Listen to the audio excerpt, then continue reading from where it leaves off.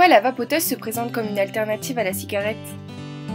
Alors en général, les personnes viennent ici pour arrêter de fumer. Pourquoi? Déjà parce que les cigarettes coûtent extrêmement cher, que c'est hyper nocif pour la santé, parce qu'il y a du goudron, parce qu'il y a de l'ammoniac, et c'est des choses qu'on ne va pas retrouver dans la cigarette électronique. Quelles sont les motivations des consommateurs? Donc les personnes qui viennent acheter une cigarette électronique sont motivées d'une manière économique déjà, parce que ça coûte beaucoup moins cher. Et c'est vrai que ça reste un placebo, parce que ce qui est compliqué quand on va arrêter de fumer, c'est d'arrêter d'ingérer cette fumée qu'on a l'habitude depuis X années. Et c'est ce qui manque en général aux fumeurs quand ils passent par des patchs, quand ils passent par des gommes, etc.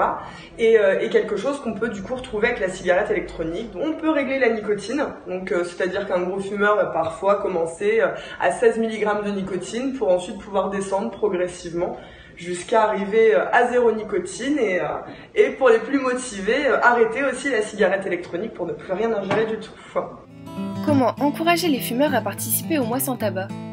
On sensibilise les gens, c'est bien de pouvoir y participer et puis comme on a vraiment le placebo ça permet de pouvoir réussir à tenir le mois sans tabac tout en continuant quand même de fumer quelque chose.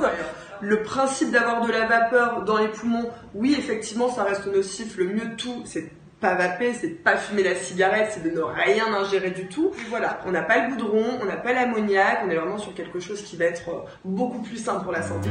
Aujourd'hui, la cigarette électronique demeure, aux yeux de la plupart des fumeurs, la bonne alternative à la cigarette classique. Si dans les points de vente de ces produits, les commerçants présentent des discours argumentés bien rodés, il faut toutefois rester prudent face au peu de recul qu'ont les scientifiques sur cette nouvelle façon de fumer.